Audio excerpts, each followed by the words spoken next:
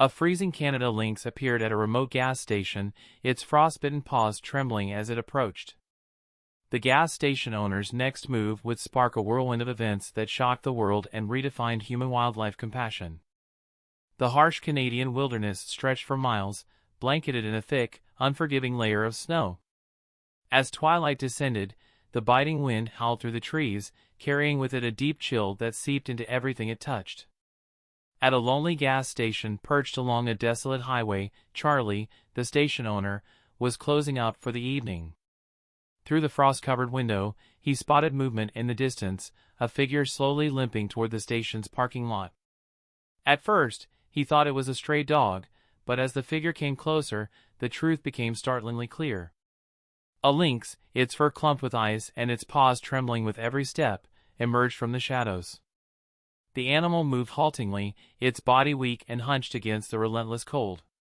Charlie's breath caught in his chest as he realized the animal wasn't just wandering, it was begging for help. Its golden eyes, dulled by exhaustion, locked onto Charlie's through the glass. For a moment, neither moved, the gravity of the situation weighing heavy in the air. Outside, the wilderness showed no mercy, and the lynx's vulnerability was a stark reminder of nature's cruelty. Charlie knew he had a decision to make, and fast. Charlie stood frozen, watching the lynx struggle to take another step. The animal's frostbitten paws left faint imprints in the snow, each step more labored than the last. Instinct told him to keep his distance, this was a wild predator, after all, but something deeper stirred within him. The lynx stopped just a few feet away, its legs trembling before it collapsed in a heap. For a moment, Charlie hesitated, torn between fear and compassion. He knew the risks. A wild animal in distress could lash out, and getting too close might mean trouble. But as the lynx lifted its head and locked eyes with him, all his doubts melted away. Its golden eyes, clouded with pain, seemed to plead silently. Charlie took a tentative step forward, his boots crunching on the icy ground. "Easy there, buddy," he murmured, his voice low and steady. The lynx didn't move, its body heaving with shallow breaths. Kneeling down, Charlie extended a gloved hand, his heart pounding. The animal flinched slightly but didn't retreat. He could see its fur matted with ice and patches of frostbite on its ears. The sight was heartbreaking. "All right," Charlie whispered, more to himself than to the lynx. "Let's get you inside before you freeze to death." Summoning his courage, he carefully removed his jacket and draped it over the lynx. To his surprise, it didn't resist. Instead, it let out a faint, pitiful sound, part growl, part whimper, that sent a shiver down Charlie's spine. In that moment, the decision was made. With trembling hands, he scooped the lynx up as gently as he could. Its body was lighter than he expected, its frailty striking. Cradling the animal against his chest, Charlie carried it inside, signaling the start of an extraordinary journey that neither of them could have anticipated.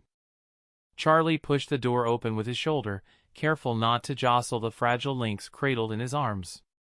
The warmth of the gas station hit them both, a stark contrast to the biting cold outside. He gently placed the animal on a pile of thick blankets hastily arranged in the back room. The lynx barely moved, its frostbitten paws tucked close to its shivering body. Charlie knelt beside it, his eyes scanning the damage. Its fur was stiff with ice, and patches of frostbite marked its ears and tail. The paw pads were cracked and raw, and its once magnificent coat was dull and matted. The sight made Charlie's chest tighten. "Hang in there," he murmured, grabbing a small space heater from the corner of the room. He plugged it in and angled it toward the lynx, letting a gentle stream of warm air wash over the animal. The lynx flinched at first but soon relaxed, its shallow breaths evening out slightly. Charlie fetched a bowl of water and placed it within reach, but the lynx didn't drink. Its body was too weak, and its head drooped as though even lifting it required too much effort. Panic began to set in. Charlie rummaged for his phone and quickly dialed a local wildlife rescue hotline. After a few rings, a calm voice answered. "I've got a lynx here, barely alive. Frostbitten and starving. What do I do?" Charlie blurted out, his words tumbling over each other. The person on the other end asked a series of questions. Was the lynx conscious? Breathing steadily? Showing any signs of aggression? Charlie answered as best he could, all the while glancing nervously at the still figure on the blankets. You'll need to keep it warm and hydrated, the expert instructed. If it doesn't start drinking soon, you'll need to try syringe feeding. But listen, this animal's condition sounds critical. Without immediate medical attention, its chances aren't good. The words hit Charlie like a punch.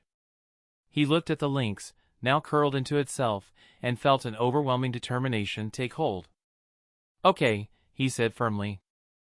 I'll do whatever it takes. Armed with advice from the rescue team, Charlie set to work.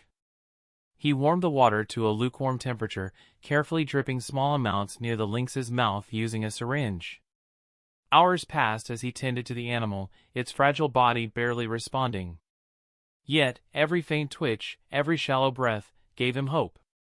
The fight wasn't over, not yet. The next 48 hours were a grueling test of patience and hope. Charlie barely left the back room of the gas station, his world narrowing to the fragile lynx lying on the makeshift bed of blankets. The heater hummed softly, providing a bubble of warmth against the bitter cold outside. Charlie's hands trembled as he prepared another syringe of diluted electrolyte solution, carefully dripping it into the lynx's partially open mouth. Come on, buddy, he murmured, watching for any response. The lynx's tongue flicked weakly, accepting a few drops, and Charlie exhaled a shaky breath of relief. It wasn't much, but it was something. The hours dragged on in a blur of vigilance and exhaustion. Between tending to the lynx, Charlie found himself lost in memories of his own battles. He thought of the dark days after his wife had passed, leaving him alone in this remote outpost. For years, he had felt like he, too, was wandering through an endless winter, struggling to find purpose. Helping the lynx gave him a focus, a reason to fight, for both of them. As the second day dawned, faint signs of improvement began to appear. The lynx's breathing, though still shallow, grew steadier. It twitched its frostbitten ears, and its golden eyes flickered open for a brief moment. Charlie felt a surge of hope as he gently stroked the edge of the blanket.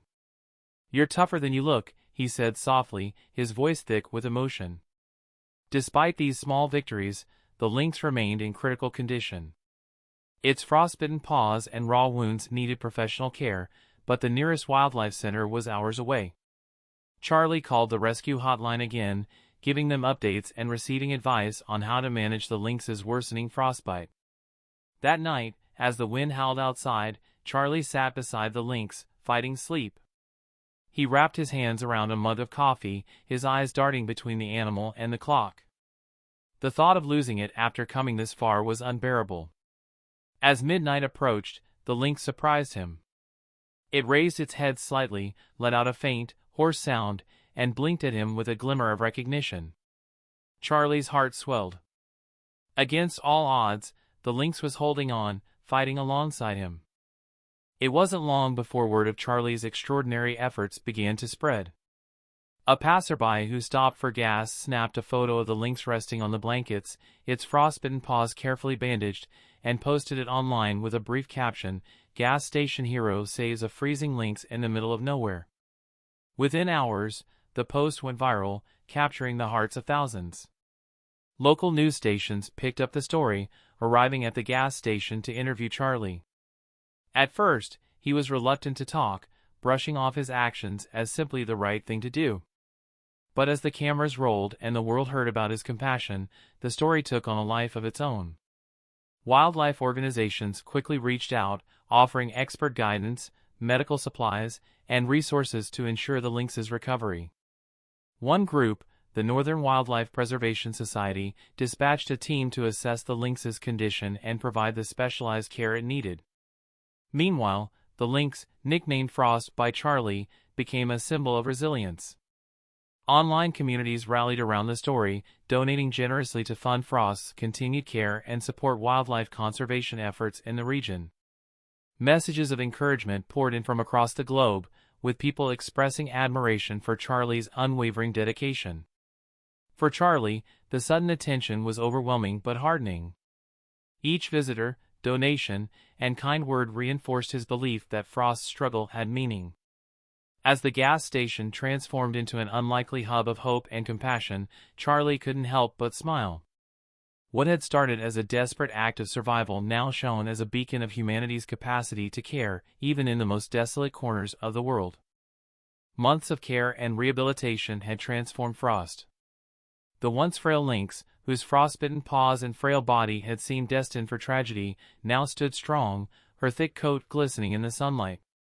She moved with the grace and strength that defined her species, a testament to the resilience that had carried her through the bitterest of winters. Charlie stood at the edge of the clearing, flanked by the wildlife specialists who had helped guide Frost's recovery. They'd chosen a quiet, remote stretch of wilderness for her release, far from human interference and rich with prey and shelter. The air was thick with anticipation and emotion as Frost was gently coaxed from her transport crate. At first, she hesitated, her golden eyes scanning the unfamiliar surroundings. Each movement was deliberate, her paws testing the ground as though reacquainting herself with the wild. Charlie watched in silence, his chest tightening with both pride and sorrow. Over the months, he'd grown to see Frost as more than a rescued animal. She was a symbol of hope, a connection to something greater than himself. Frost paused at the tree line, turning back to look at Charlie. Their eyes met, and for a moment, time seemed to stand still. The silent exchange spoke volumes, a farewell, a thank you, and perhaps a recognition of the bond they'd shared. Then, with a flick of her tail, Frost disappeared into the forest, her figure blending seamlessly into the trees. As the sound of her departure faded, Charlie felt a bittersweet sense of closure. He'd done his part, giving Frost a second chance at life. "Good luck out there," he murmured, his voice carried away by the breeze. The moment marked not an end, but a beginning, a reminder of the fragile yet enduring connection between humans and the wild. Frost's story sparked a wave of change, igniting a powerful conservation movement focused on protecting wildlife during extreme winter conditions.